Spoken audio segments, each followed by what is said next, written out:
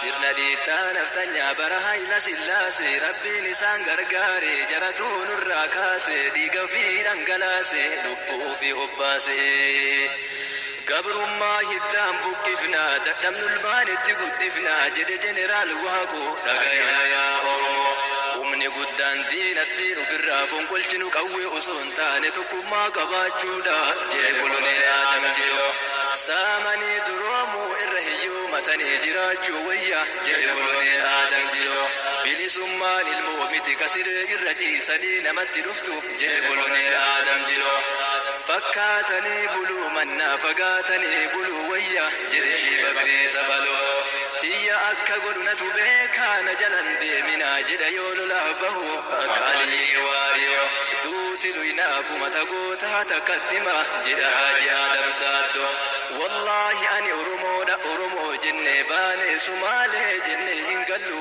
jedhe Haaji Abdullaahi Ganamoo gabrummaa irra duuti bilisummaadha jedhe Elemoo Gildoo lubbuutu bada malee dhugaa seenaan hin badu jedhe Taaddasaa Birroo namni bilisummaan qabne sareedha keessattuu saree rooba jedhe Jaarraa Baagadaa nama biyyatee na irratti anatu isinii beeka anatu isin bulchanuun jedhu hin barbaannu jedhe Nadii Gammadaa yaa goota eessa jirta ka akka galatoo dheekkama ajjeefnullee jannata doonullee jannatuma jedhe Hasawaa Boodiima 99 yaadadhu qabsoo barandaa adeema wal beekuu irra walii beekuu wayya jedhe Haaji Huseen Zora biyya abbaa keenyaa irratti akkanatti reebamne jiraachuu manna du'uu wayya jedhe koloneel Alamuu Giddeessa qabsoo dhiisaa jennaan diinatu nu dhiisaa dhiifna jedhe Haaji Ismii Abbaa Washaa bilisa ta'ee dhaladhe bilisa ta'ee jiraachuu dadhabus bilisummaa kiyyaaf qabsaa'uu irraa kan na dhorgu hin jiru jedhe Dinkuu Dayyaasaa dhagahi maqaa goota kabeeku siree gayyaasaa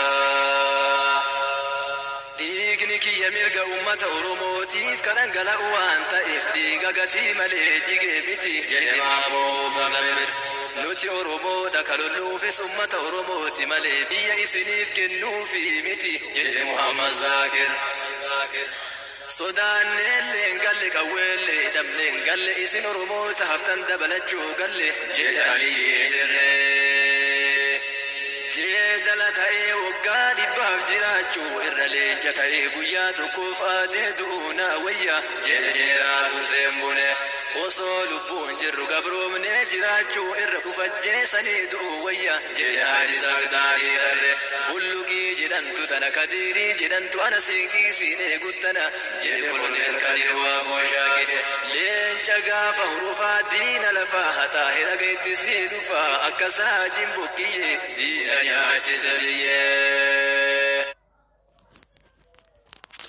بسم الله والحمد لله والصلاة والسلام على رسول الله صلى الله عليه وسلم السلام عليكم ورحمة الله وبركاته وردفتوتا أورومو مسلم ميديا دا كم نجرتني إن شاء الله هرأنتنا وإيه أجفمو هاجالون دي ساتي في أكسمه هدمو جوار محمد إلالجسي كابسون حواسكيناتوني جرام الرا جرامي تديمو جرتي isiintun akkamitti xumura argatti waan jedhu ustaazota keenya wajjiniin marii gabaabaa irratti taasifna sa'aatii dheeraa irratti fudhannu insha Allah share godhaati waliin gahaa akkasuma invite godhaa irratti wal affeeraati marii keenya duuka bu'aati nu hordofaa isiniin jenna ustaazonni isin adeessanii kallattimaan gara marii keenyaatti ceena insha Allah ustaaz hawaasa dhiyeessaati itti ceena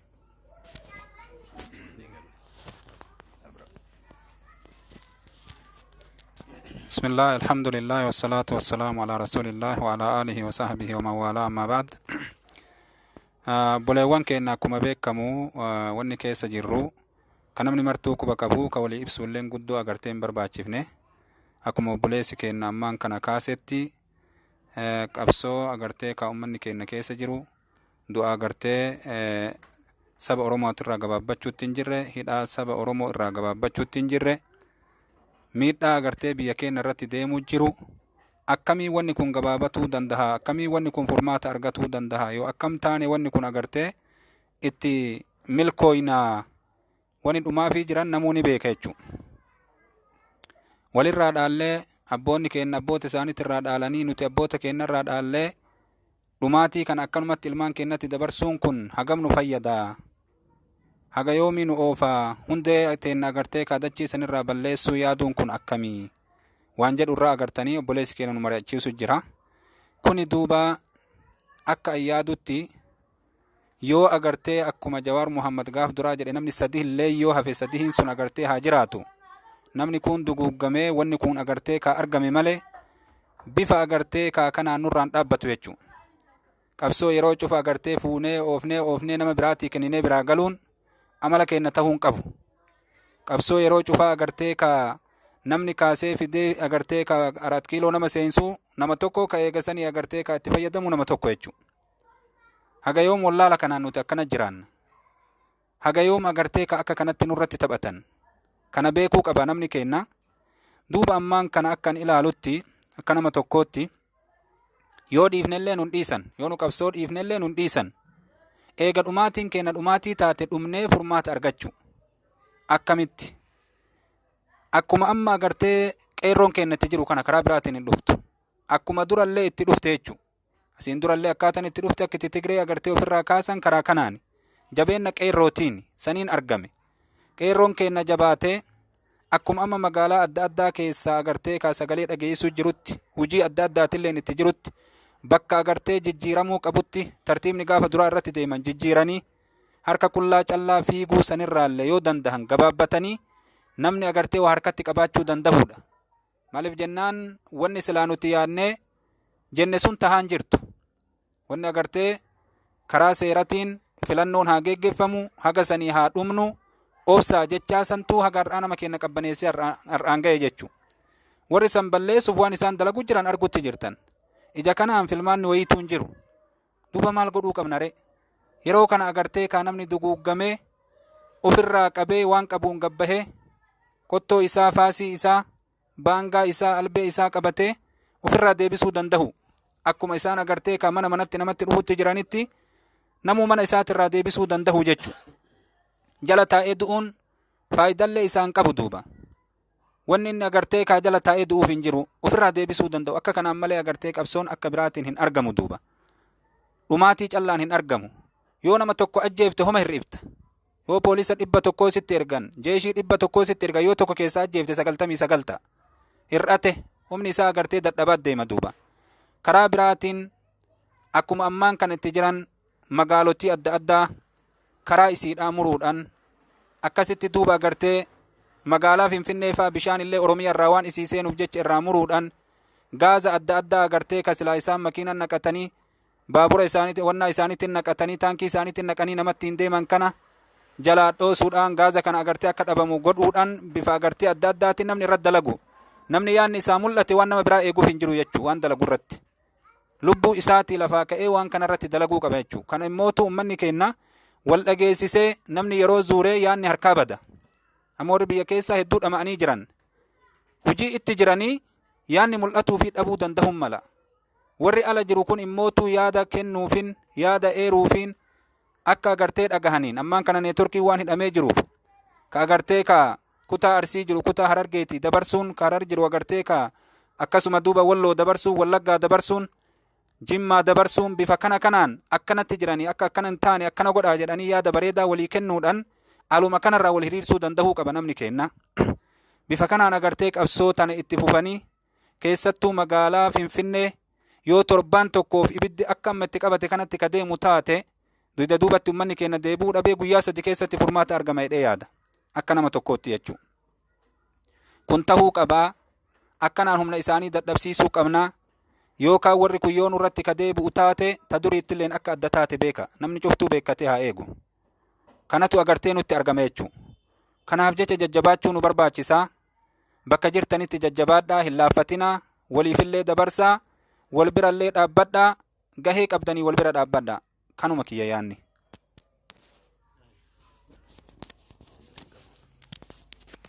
Inshallah ustaza keenan hedduu galatooma jennaani mee ammallee akkuma itti aansineetumaani ustaza isin dhiyeessina.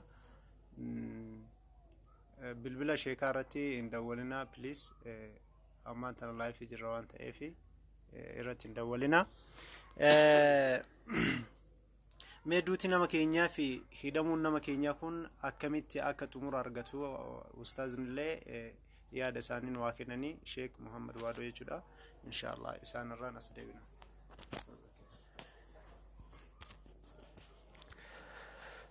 بسم الله الرحمن الرحيم. الحمد لله رب العالمين، الصلاة والسلام على أشرف المرسلين سيدنا محمد وعلى آله وصحبه أجمعين وبعد. السلام عليكم ورحمة الله وبركاته. دقيقة تكينيا بك جرتن ندت ربي خير وجن سنا جلا جزء شادا. جيف ما كينيا ورو تقرت ديني ساكرا مالي جيف مجروخنا ديغا ساني ربي نوها كفلو جنة درسنا جتشودا. warroota hidhaa jiranis miidhaadhaan hidhamanii isaan sanis hidhaa keessa rabbi nu baasu jenna. Jalqaba waa hunda dura namni gartee rabbitti amane waan rabbiin quraana isaa keessatti dubbatu kun qara'ee kun dhagee ud'uuni astajib lakum ja rabbii subhaanahu wa ta'ala na kadhadhaa isinii awwaadhaa jee. Kanaaf namni gartee ayata quraanaa beekuu ka ayata quraanaa dhagee kadhaa rabbiin jedhe san wanni aynu hin jiru yeroo jabduudha. Yeroo jabduu kana keessa humna rabbiiti achi humni nama baastu waa hin jirtu. Humna rabbiititti iyyachuu jechuudha. Bikka jiru namni masjida isaa keessa walgeettii isaa keessatti kophaa isaa yeroo jirus guyyaa isaatii fi halkan isaa keessattis xiqqaa fi guddaa isaatiin gama rabbii iyyachuudha. Salphina waa lama nu dhoorguudhaaf deemu kana keessattuu nuti akka muslimtootatti diinii keenyas nu harkaa balleessanii duniyaa teenyas nu harkaa balleessuudhaaf ka deeman jechuudha. Waa hedduuf imaammatanii jiranii. Imaama kana akka rabbiin waan isaan kaayyeeffatan yookaa waan isaan gartee itti deemuudhaaf tartiiba tolfatan kan akka rabbiin harkaa dhawe olaantummaa rabbiin ummata keenyaaf kennu rabbi kadhachuun waa hunda dura barbaachisaadha jenna. Kanatti aansee namni tokko ajjeechaan gaafa kam namarra hafti, hidhamuun gaafa kam namarra hafti yeroo ja'ame waan jedhan duuba man khaafa qawman khawwafuuh, nama sodaa dhiise nama waan sodaatu hin qabne mataan isaatu sodaadha jedhan. Ati sodoma dhiisi wanni hundi isa sodaatti. Waan hawaasa keenyaa dhaabnu sodoma dhiisaa wanni hundi isin sodaatti. Yoo sodoma dhiifne walii gallee jechuudha. Walii galteedhaan sodoma yoo dhiifne wanni hundi nu sodaatti. Akkuma walii gallee sodaa dhiifne Tigiree Maqaleetti galchine san akkasuma jala deemtu isaaniitillee yoo bikka qabaatte bikkatti galte yoo bikka dhabde bikkuma argitetti baddi. Bikka qabaattu bikka galtii bikka dhabdus boolumaan tuutaa bikkuma seente dhabamtii dhadhaa taate yani bayxeen irraa hayaatu dhadhaa ibidda bu'e taate jechuudha. Akka dhuufuu waraabessatti rabbi ajeessee isii haa baasu jenna. Sodaa dhiisuudha. Walii galtee uumuu waliin jechuudha. لأنه نبي كينيا عليه الصلاة والسلام أكا مسلم توتت نبي كينيا اللهم إني أعوذ بك من العجز والكسل والجبن والحرم جاي لينم مرة هم قنفتي جتشو نمني لينا تانان وان قبوس دي دبيتي تاركا قبوس لها بوسي تفرجو راف ديمو تاكا إسا تنماركا جربو فجو ديسي تاركا إسا جرتو لفناكيت برابقا تاجتشو namni isarraa fudhate harka fudhachuu dhiisi ta'uufiitu rifaaturraa hoodhaa jedhee itti kennee jalaa baqata jechuudha. Kanaafuu sodaan wanni akkasii hamtuudha hin jirtu. Sodaa dhiisee namni wal tahuudhaan wal qabatuudhaan gama fuulduratti deemutu nu milkeessaa jenna. Akkasuma wal dhabbii dhiisuu jechuudha. Wal dhabbii waan jedhamu ikhtilaafa waan jedhamu شريعان تنجرات أورجته وربين كني سبحانه وتعالى واي قرته والله بيك أنا ردبته يو واللبن فتفشلوا جه وتذهب ريحكم جي يرو واللبين أرقم تججودا يرو نمني لينومي واللبي أرقم سيسي فشلت المتر فاجئ شركات سنتو سنركا ديما جي فولين بريدون كتيتي أجت جرجيرمتني أجا قبرما يجودا أجا أجفمو أجا هدامو أجا نمني أفجبو كون هدامي هدا كيستو أفجبه كون كألا جروس اللهم كنو هدا ساتي كونيس أفجبه كبقاتس أكنا بدأي سيسلا جلابه بكم جروتي إن اللين هداميتم أفجبه حواسا أفجبا كأفنجالن كيو قبت اللي غرتي غرمان إساها قدة ملي متان إسا يعني نكيت كاسي شرو شرميت ما يأوت أجيشو نمني كان الرأف برارو الأف يو أبان أف كبجي قفا سمني هود وجئ وانا مسامي هركرنا ما خاون جر تبيرو فرأتشو رابدي ملي كانف itti wareegamnee gartee waan kana yoo fudhanne malee furmaanni tokko illee hin jiru jeetin yaada kana asuma irratti hin gabaabsa. Assalaamu alaykum warahmatullahi wabarakatuh.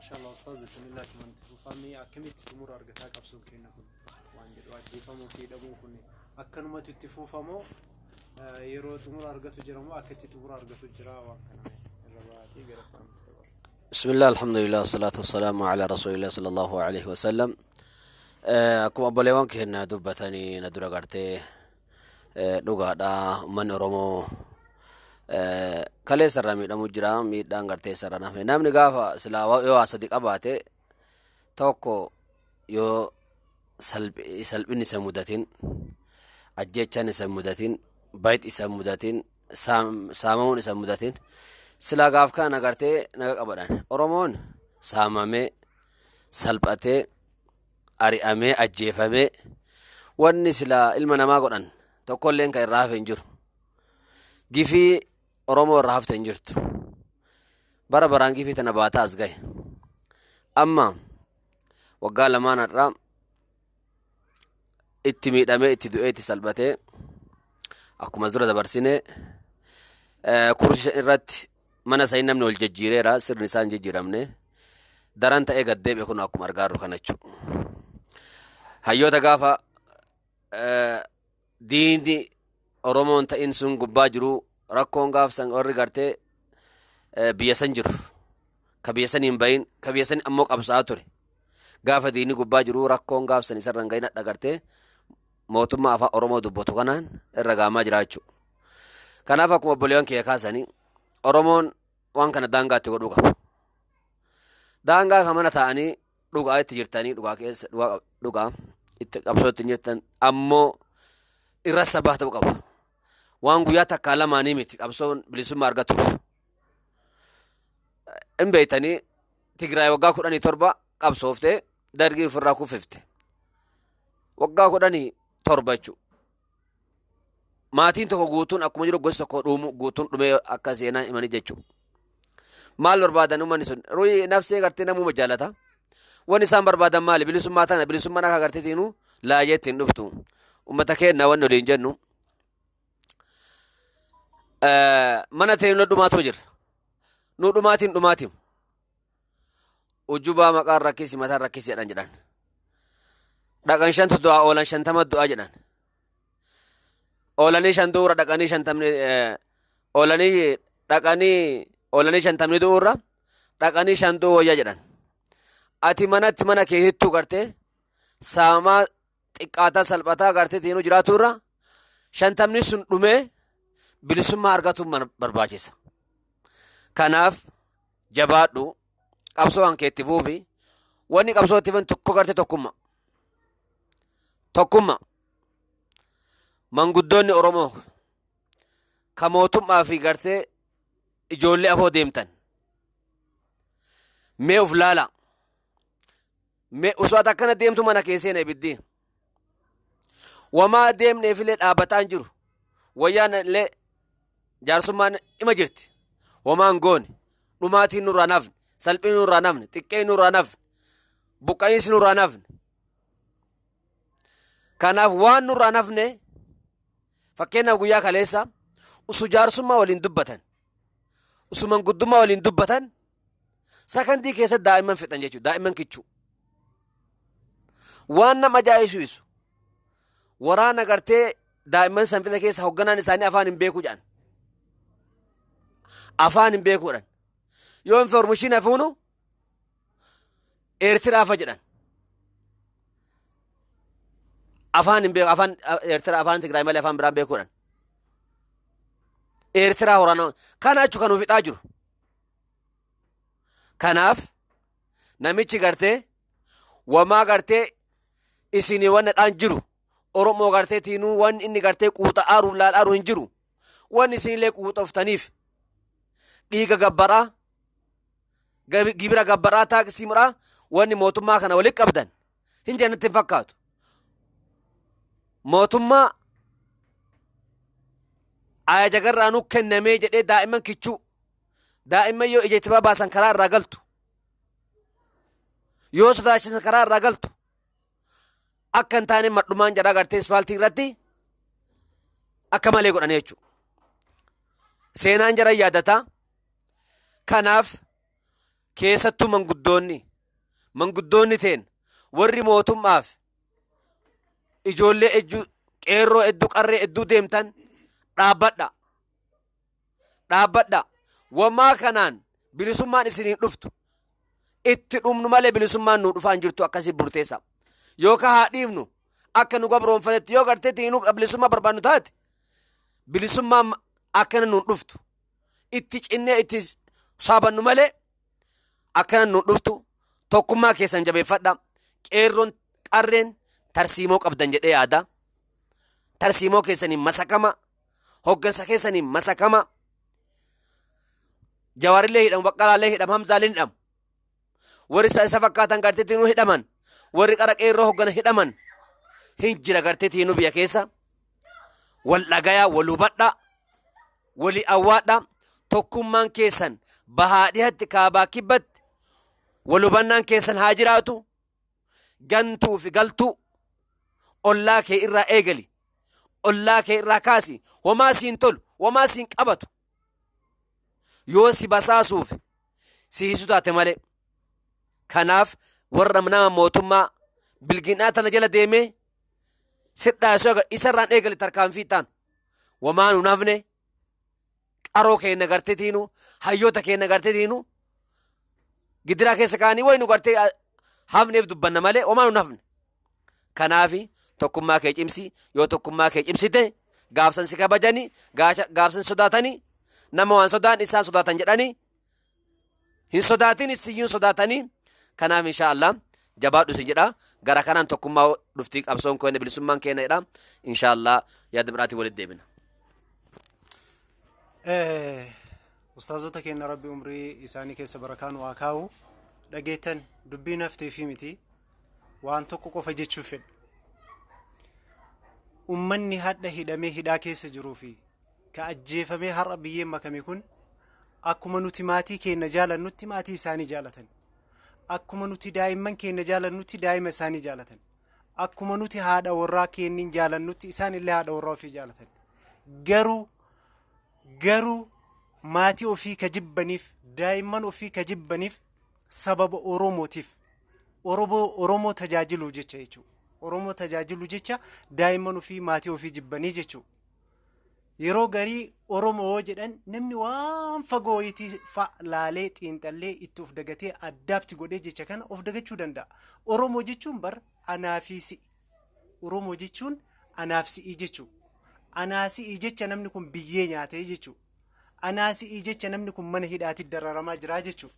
Kanaaf haala kanaan of laallee haala kanaan of madaallee qabsoo kanaaf tattaafannee qabsoo tana xumura gochuu qabnaa jechuudha.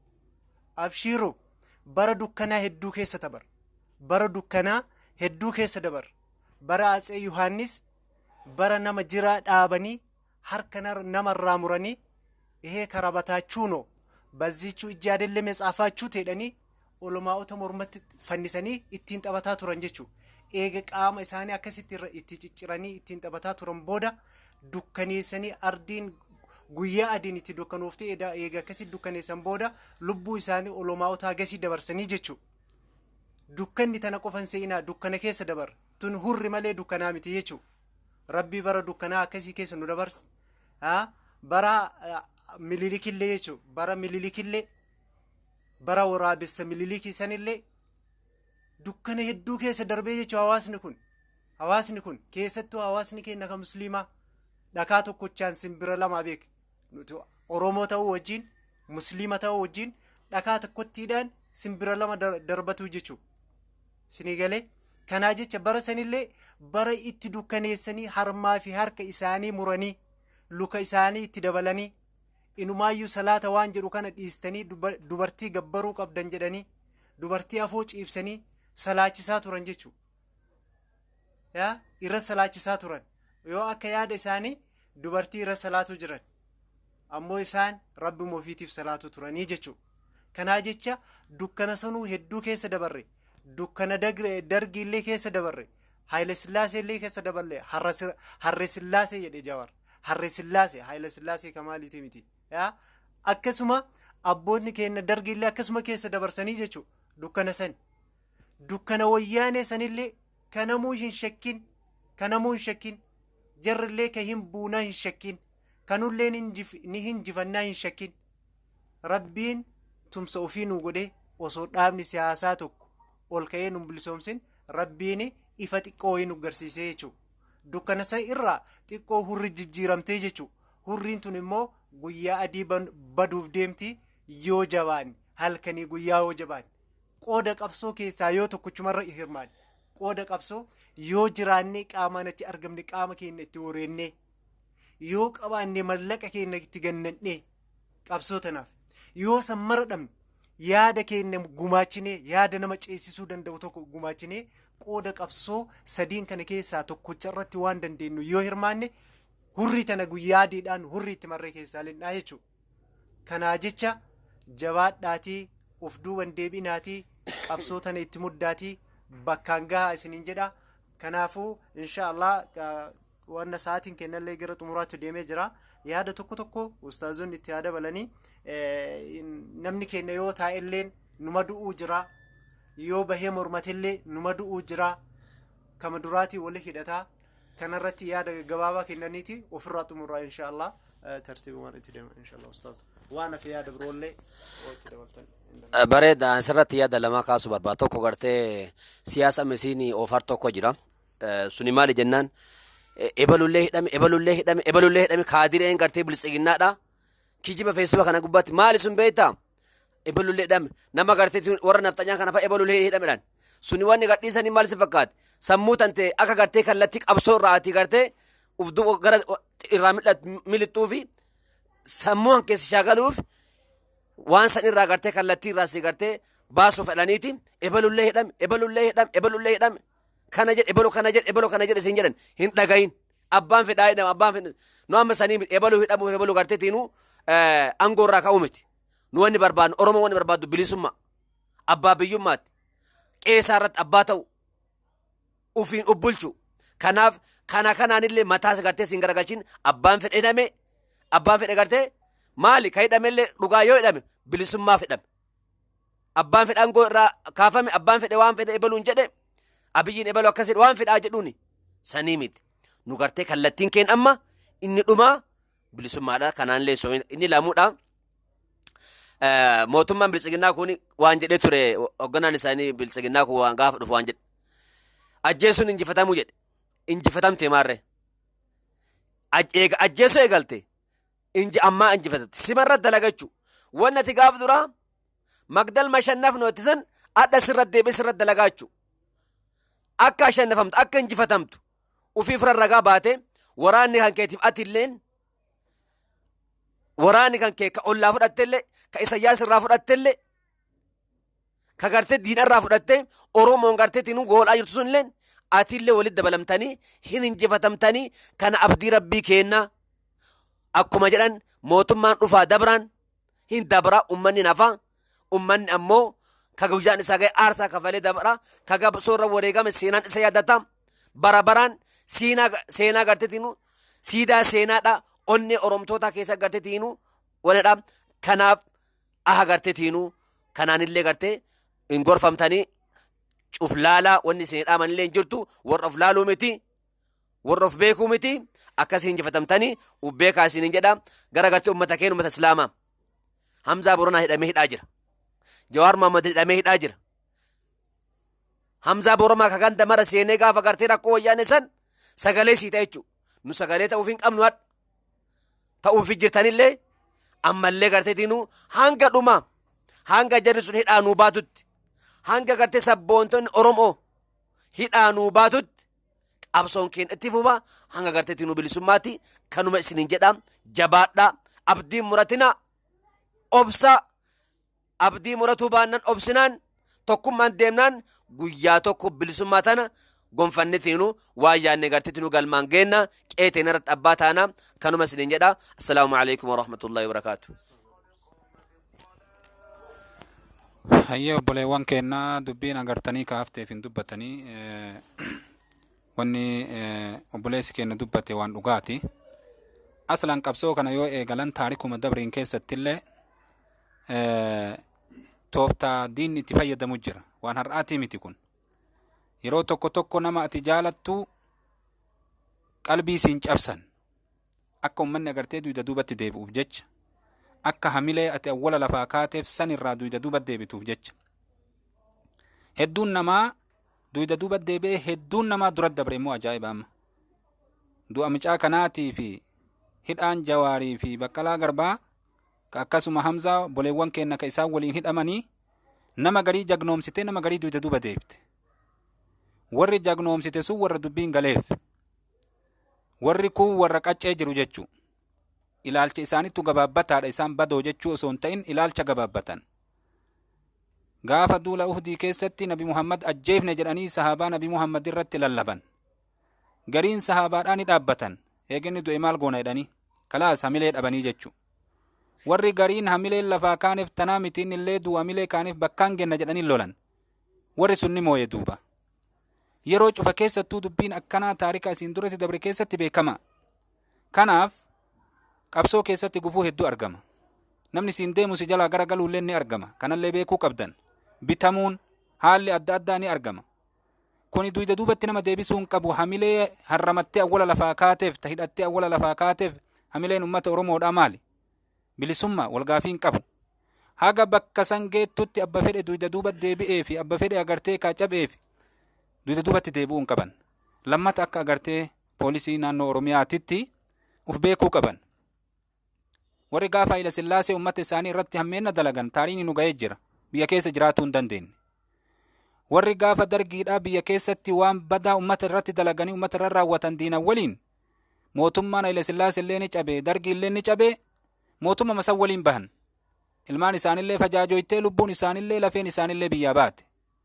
warri gaafa Tigreellee akkasuma kuni gorsa namaa ta'uu qaba namni ummata ofiitti irratti garagalu ka ummata ofiitti garagalu ka ummata ofii nyaatu ka diinan waliin agartee ka bitamee ummatatti deebi'u boodden isaa salphinna yoo duutellee du'a kabajaa qabdu du'i yoo jiraattellee jiruu kabajaa qabdu jiraadhu namni rabbii fi nama birattillee namni ka gadhaabbannaa qabutu agartee ka filatama qaba namni gadhaabbannaa hin qabne ka yookaan achi kutu yookaan as kutu abbaan garaadhaa yeroo cufaa faarfamaa miti alaamaa munaafiqaa irraayi kanaafuu agartee gadhaabadhaati ummata keessanii waliin dhaabbadhaa ummata keessanii waliin tahaa qawween har'asi harka ka'an kun osoo arginu sirraa guuramaa jirti warra kaleessa qawweetti kennan irraa guuruu jiran maa sirraa guuran maa kennita waan sirraa guuraniif hin beeytu sirraa fuudhanii agasiin ajjeesanii eeguun maali gowwummaan hagana gahu maali wallaalchi hagana gahu maali yeroo kanatti qawwee galchaa jechuun maali mootummaan namaan akkami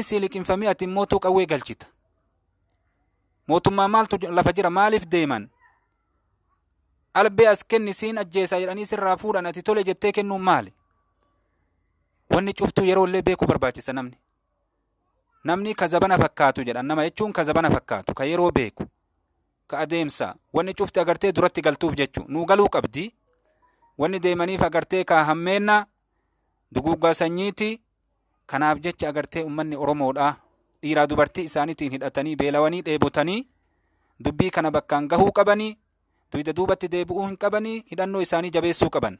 Hidhannoo isaanii jabeessuu qaban haga agartee bilisummaan argamtutti jechuudha. Jawaar ba'ee moo ba'uu dhabe. Baqqalaan warroonni agartee hidhaman guutuun haga isaan bahanitti haga yoo bahanillee haga qabsoon teena bakka geettutti dhaabbannaan hin jiru jechuudha. Kuni agartee muratamee beekamee humni gara mootummaa jirullee beekee waluma xuruurreetti yoo egaa nu fixanii booda lafa bulchan malee lafa duwwaa haa bulchan malee akkana wal dhiisuun hin jiru. Namni addeessee walitti himuu qaba jechuudha. Kanuma dhaamsi kiyya akkanaan malee wani nurraa dhaabbatu hin jiru. Kanumaan isinii xumura duuba.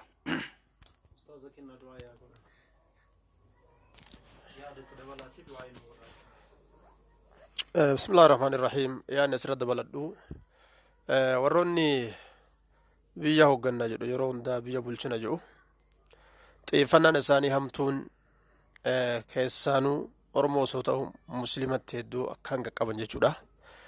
Maaliif jennaan akka namni muslimaa biyya biraatii dhufee achitti galetti ilaalanii nama achi dhalatee achi guddate kalafasan akka rabbiin irratti isa uume achuma jiru achuma irratti islaaminaan itti dhufte kana akka waan gartee arabni biyya biraatii galee nama adiin garre nuti gurraachumatu biyya teenya jira.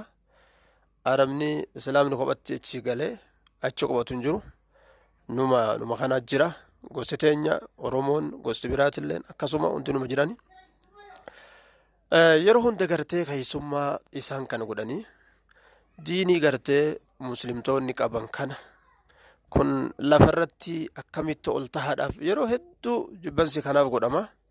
Kanarra kakee ummata saba keenya ka gosa keenya ka kiristaanaa kanas waan gosa teenya ta'aniif jecha nu jalatti dhawamu jiran jechuun nu jalatti rukutan.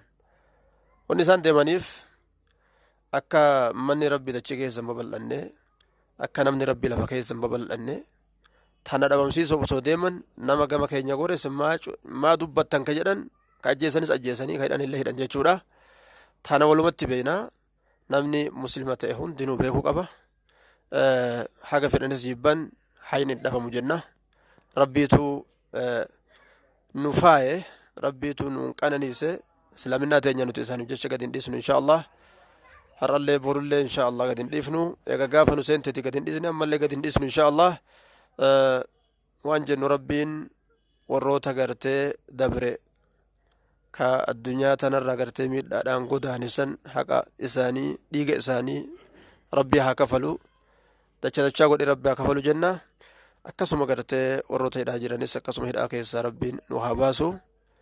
Warroota halkanii fi guyyaa nyaataa fi dhugaatii isaanii irraanfatanii qabsoo tanaaf tattaaffii godhanis warra fulla'an ka bikka gahan ka waan yaadan argatan rabbi nu haa taasisu jenna. Haadha takkitti gartee ilmoo tokkicha jala deemtee qoraan itti baadhattee waan gootee baadaa itti haxaawattee guddiftee tajala ilmoo isiidhaa fudhatan ka waraabessi hamaan kun jalaa nyaate jechuudha. Rabbiin sabrii guddaa haa kennuuf jenna. Akkasuma abbootis obboleeyyanis walumaanuu gartee rabbi sabrii nu haa kennu jenna. Warroota gartee nurraa fudhataman kana akkasuma rabbiin ummatoota gartee miidhaan deemu kana rabbiin hundee isaanii haa kutu. Hundee isaanii akka nutti hin deebinetti rabbi haa kutu. Gubbarratti haamu miti rabbiin hundeedhaan nurraa haa buqqaasu jenna. Hundee buqqaatillee jiituu lafa tanarraan kaa'ini goggoysee haa kaa'u jenna. Goggoyduu qofaa miti haa facaasu haa daaraa godhu bikka isiin buute haa dhaban jenna. Biiznillah tabaaraka wa ta'ala. Allahumma salli ala Muhammad wa ala ali Muhammad. Maashaallah xumurannee jirra yaada keenya. Yaada kana hawaasa bal'aa bira akka gahuuf isin cufti keessan sheer godhaa. Duutii fi hidhaan gaafni nurraa dhaabattu gaafa abbaa biyyummaa qofa taane jechuudha. Isaan dhiyeenya kanatti waan haganaa kana raawwatan kan akka ajaa'iba kanatti kaalkuleeshin godhatan jechuudha. Herreega addaatiin kaloogii addaa qabu jechuudha. Herreega addaatiin kaalkuleet godhatanii jechuudha. Kanaa jecha hawaasa keenyaa haa dammaqee abbaa biyyummaa ofii akka gaafatu gaafiin isaanii ka du'e maaliif du'ee qofa kan taane haa du'uu odoon taane jechuudha. Ka hidhamee maaliif hidhamee qofa kan taane isaan tanallee kaalkuleet dhaatanii yoo gaafiin hawaasaa tana qofa irratti deebite gaaf kaanii jawaariin illee gabbaasanii jawaar achi keessa haafu jechuu kiyyaa miti. Rabbi nu haa baasu. hooggantoota nama hidhan hedduutti itti dabalanii gabbaasanii kun gaafii keenya si deebisnirraa hidhan. Kanaa miti gaafiin nu qabnu. Mootummaa wiituun qabnu hurriin tun akka hiddaan nu walaa kaatu jechuudha. Xiqqaatee wanti nu godhuu yoo dandeenyu yoo mara nu ifte baanee hirmijjaa fudhachuu. Yoo mara nu akka noofti balbala keenya cufannee balbaluma keenya qofa cufannee akkuma hayyoonni asin dura dabarsaa turan san yooma qoraan itti gurgurachuu jira dhabne. Qoraanuma baadiyyaa irraa finnee magaalaa yoo gurgurachuu baane. Yooma bishaanuma irraa kun yooma kasala irraa kun kasaluma qofa qoraanuma qofa irraa kunne wallahi yeroo gabaabaa keessa harka kennatti jechuudha. Kanaa jennaan qabsootan haga xumuratti kenninutti hirrafinaa waan dandeenyu qabsootana keessaa qoodaa fudhannu isiniin jenna. Wassalaamu alaikum wa rahmatullahi wa barakatuh. Har'aaf xumuranne haga yaada biraa qabannee isinii dhiyaannuuf keessummoota biraa qabannee isinii dhiyaannuufi peejii keenyaa laayik godhaa, sheer horii godhaa, yaada kana walii qoodaa isiniin jenna. Wassalaamu alaikum wa rahmatullahi wa barakatuh.